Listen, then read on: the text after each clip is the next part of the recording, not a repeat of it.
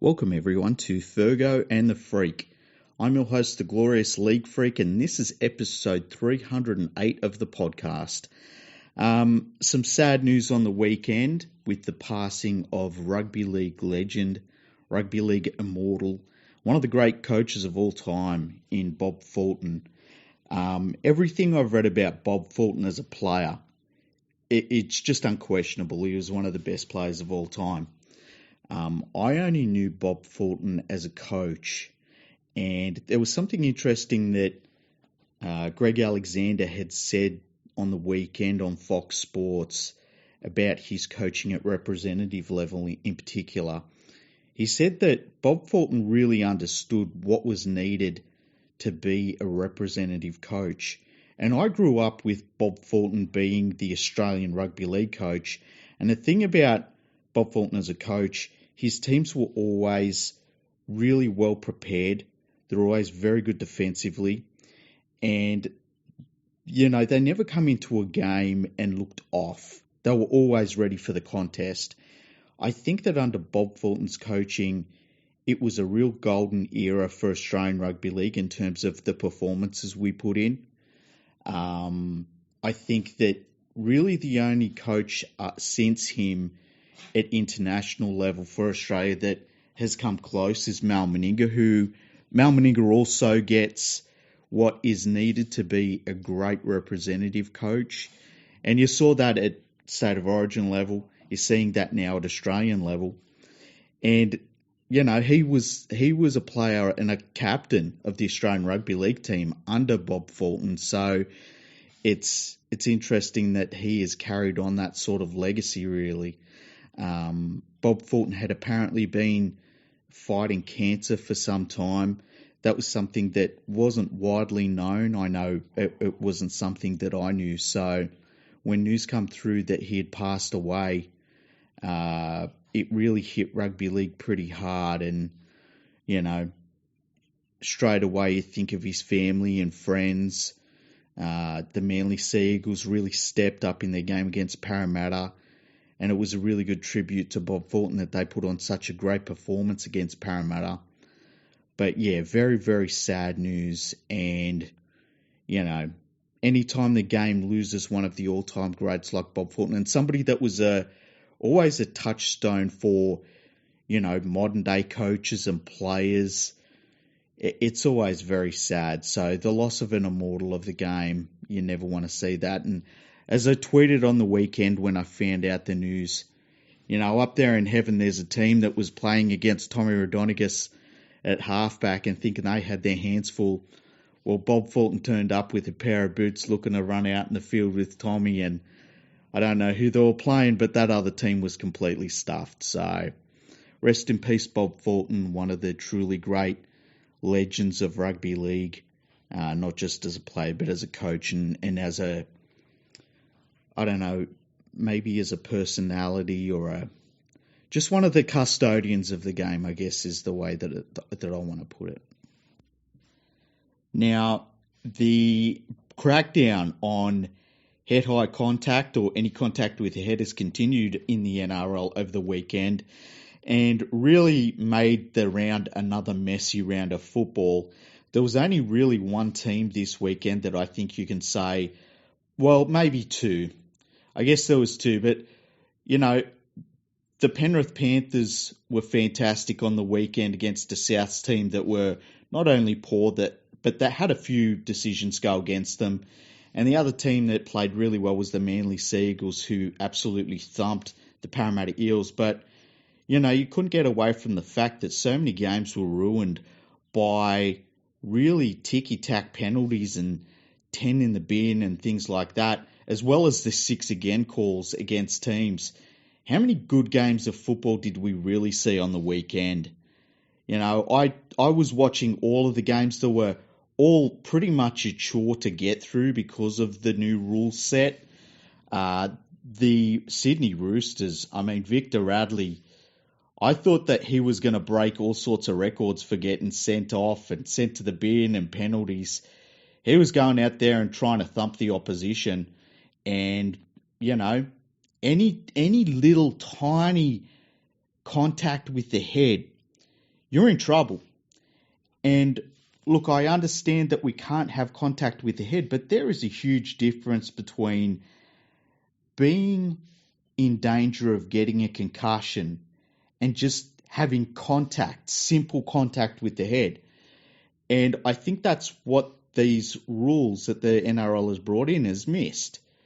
You know, I saw a player get sent to the bin this weekend for basically slapping a player accidentally across the face. And that was absolutely ridiculous. You know, and the other thing that we're looking at is if a player goes to the HIA or the head bin, whatever way you want to put it, and they're found to not have a concussion under the HIA rules, that's not a concussion under the current medical guidelines that we have. Now, you can say whether they're right or wrong. You can say that it's a really bad way to sort out whether a player has concussion. I understand that. You know, I tend to think that the way that they do HIAs, you know, sometimes I think about them and I think, man, they're very easy to pass. And then other times, when you hear about what they actually go through when they're in the change rooms and they do assess a player for a HIA, it's pretty complex. And it's something I actually want to try and do on the podcast in the next few weeks is do the baseline test and then see if I can just pass it. Number one, I'd like to see if I can just pass it outright, and I should be able to, otherwise there's a big problem. But number two, I'd like to try and do it after a few drinks and see if I can pass that baseline test. Be interesting to see. Anyway, but I think that the nuance of head contact is missing in some of these decisions. And one of the really interesting things I'm finding is that, you know, when a referee sends somebody to the bin for 10 of their own volition, they send them straight to the bin. Like, there's no umming and ahhing about it. I tend to think that referees are being instructed by the video ref in terms of who should go to the bin and who doesn't, because we're seeing play stopped and it's a minute or two before these decisions are coming down of who's going to go to the bin or not. Now, I've never seen a referee need a minute or two to think about who needs to go to the sin bin. So I think these decisions are all coming from the video ref. Now, you can say whether that's the right thing to do or the wrong thing to do. It just shows that more of the decisions on the field are now being controlled by the video ref. That's something that I don't like to see personally. There are some people that would argue that as long as we get the right decision, who cares who makes that decision? But I tend to personally believe that, you know, any tiny bit of contact with the head does not need to go to the bin. I don't think it always needs to be a penalty either. You know, if you've played rugby league, and look, I haven't played at the professional level, the vast majority of us haven't, but you cannot play a game without having some sort of contact to your head. And, you know, we're seeing, when you see a player get the ball and duck down into a tackle, that shouldn't always be a penalty. You know, sometimes you've got to look after your own self when you go into a tackle. And if you duck down and put your head into a tackle and, you know, you smash it into an opposition player's arm, what did you expect to happen when you duck down into a tackle?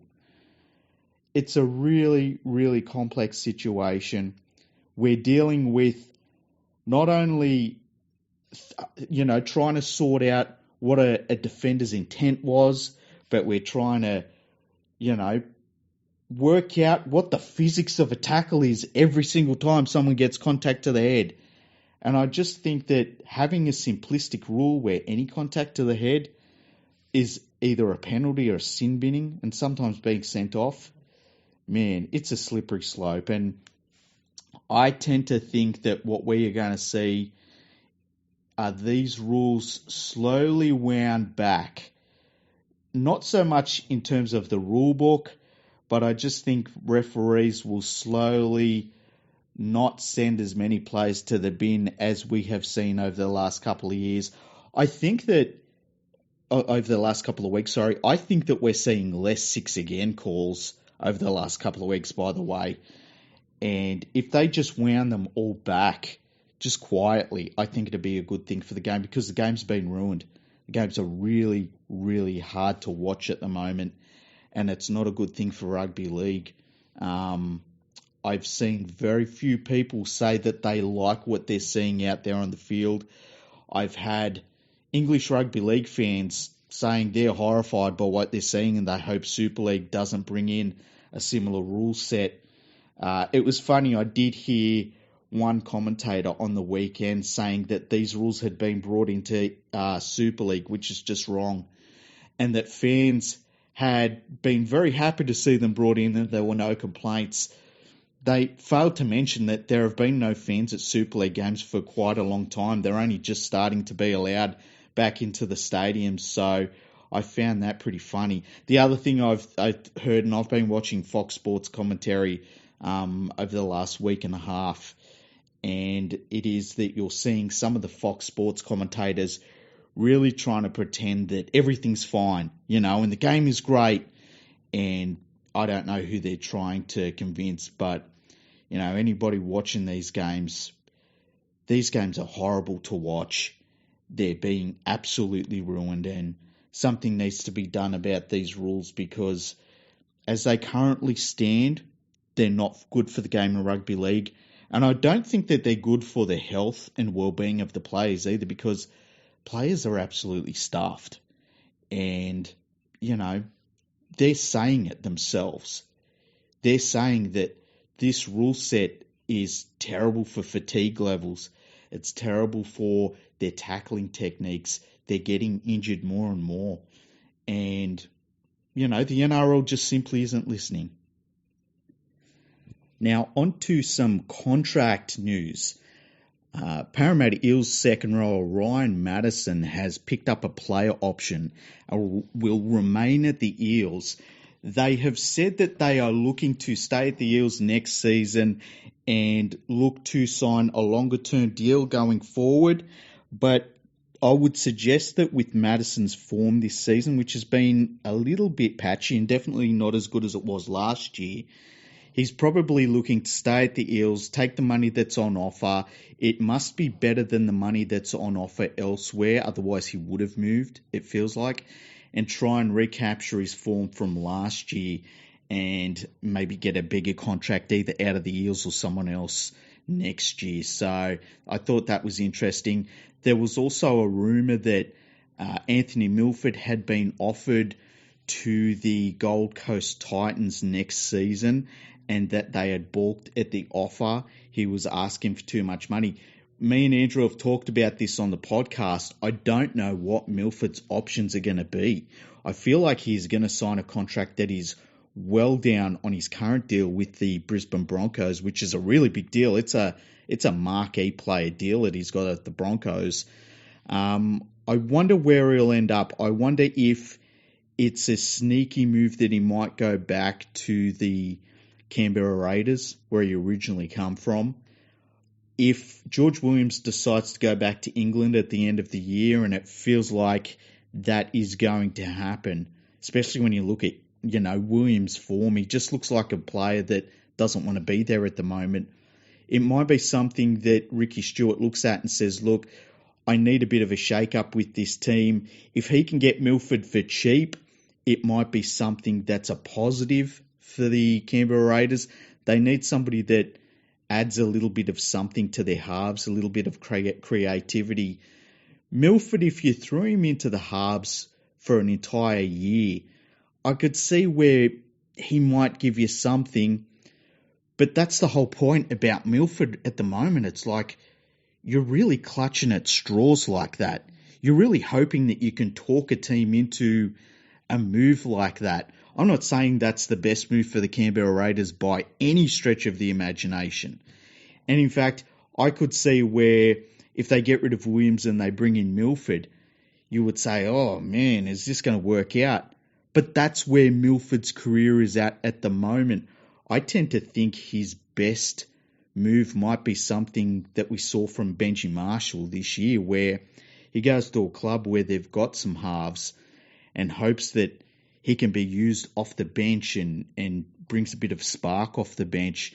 But even then, I mean, the difference between what Milford gives you right now and what Benji Marshall gives you right now, it is huge. And so I think that what is more likely is that Milford will either head over to Super League. He could re-sign with the Brisbane Broncos, but on a much reduced deal.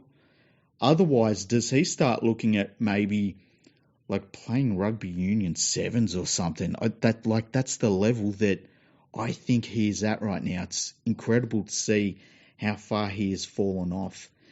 Another rumour that's doing the rounds is that Brent Naden will leave the Penrith Panthers this season and head straight to the Canterbury Bulldogs.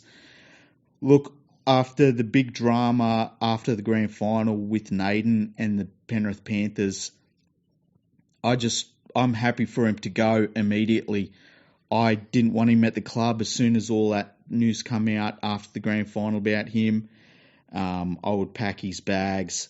He hasn't played much for the Panthers. They don't really need him this year. And, I think that anybody that the Canterbury Bulldogs can get on board, throw a bit of talent out there, even if you're just hoping and praying that they do something, I think it's a positive for the Canterbury Bulldogs. And, it's going to make no difference to the Penrith Panthers whatsoever. Now, NRL CEO Andrew Abdo has come out today and has said that State of Origin 1 at the MCG will go ahead. If you don't know, there's been a little bit of a COVID outbreak in Melbourne. It's very early days at this stage, and it's going to be really, really interesting. The NRL is drawing up contingency plans for if the outbreak gets worse. I don't know what they're going to do in terms of having a crowd in at the MCG. It had the potential to be the biggest crowd in Australia for, since COVID broke out, basically. So it's going to be interesting to see what happens there over the next few days. One of the interesting comments that he made, though, is that he said that he doesn't expect State of Origin 1 or the State of Origin series in general to be marred by send-offs and penalties and all the things that have marred the NRL so far this season, which is really interesting because it means he must have a crystal ball or something. Like, I just can't imagine that State of Origin is not going to be ruined as well by this new rule set. And just the admission that the NRL has been marred by the send-offs and the new rules. I mean, when is the NRL going to wake up and do something about that? Who knows? Now, for the next episode of the podcast, I will be telling you who both myself and Andrew would select in our State of Origin teams.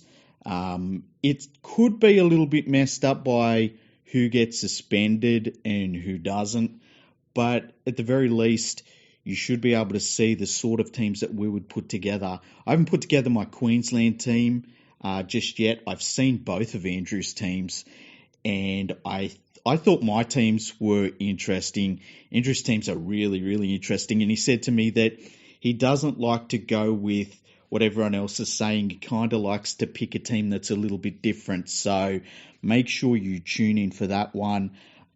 We should also have a podcast out on Thursday afternoon with one of our regular guests, which will be a topic of discussion that I think you'll really enjoy. I have my team of the Naughties that I'll put out soon, and I'm going to try and get a couple of guests on next week as well, because I just find that these solo episodes, they're good, they're easy to do, they're fine, but I feel like it's a lot more fun to have a conversation where you can bounce ideas off one another and things like that. So I hope you're enjoying these solo episodes so far. And yeah, we'll see how we go. So make sure that you go to nrlrumours.com, which I will post all of the latest rumours that are going around in the game. I don't make the rumours up. I just post the ones that I've heard about and that are kind of doing the rounds in the mainstream media. And it's cool because you're able to see which ones pan out, which ones don't. Go to rugbyleaguepodcastingnetwork.com to get all the latest podcasts from the best independent rugby league podcasters going around. You can check out NRLbreakingnews.com. That's basically an RSS feed site of all of the mainstream media sites and some independent sites and what they're putting out there each and every day. And of course, go to leaguefreak.com. I've been posting a number of articles recently. I'm getting back into writing, which is good fun. And of course, if you want your stats, there's only one place to go to, and that is rugbyleagueproject.org. So, thank you for listening to the podcast. Tell all your friends to subscribe and retweet all of the episodes that we put out on Twitter and YouTube. We've actually almost got 100 subscribers on YouTube. I was looking at that last night, so that's pretty cool. So if you've got a YouTube account or a Google account, make sure you subscribe to it. We do get people that obviously listen to the podcast through YouTube. You can leave, comments on there and stuff like that. So that's all pretty cool. So thank you for listening, and we will put out another episode very soon.